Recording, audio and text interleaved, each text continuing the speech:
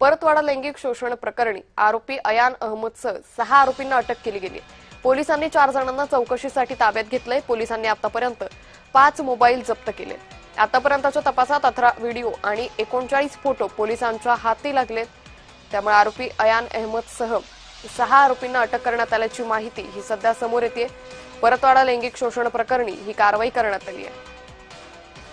या संदर्भात अधिक माहिती घेऊयात आमचे प्रतिनिधी सुरेंद्र आकोडे यांच्याकडून। सुरेंद्र, आरोपी अयान अहमदसह 6 आरोपींना अटक करण्यात आली आहे, काय अधिक तपशील?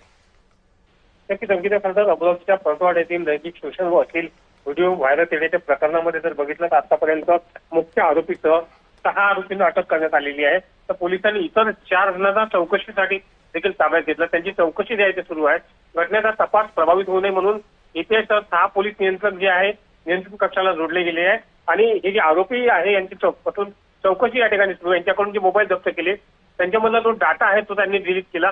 त्यामुळं सायबर तंत्रज्ञानाच्या माध्यमातून आता हा डाटा रिकव्हर करण्याचं काम जे आहे ते या ठिकाणी सुरू आहे। आतापर्यंत जर बघितलं तर पोलिसांच्या तपासात 18 व्हिडिओ आणि 39 फोटो जे आहे ते पोलिसांच्या हाती आले आणि त्या आधारावर पोलीस तपास जो आहे तो पुढे सुरू आहे। एकंदरीत जर बघितलं या प्रकरणामधील जो सायबर क्राईम जो डाटा मोबाईलचा रिकव्हर करेल त्यानंतर आणखी काही खुलासे जे होऊ शकतात, आणखी काही आरोपी देखील यामध्ये अटक होऊ शकतात। अंकिता, निश्चित सुरेंद्र, या संदर्भातले अपडेट घेऊ। तुर्तास धन्यवाद आपण दिलेल्या सविस्तर माहितीसाठी।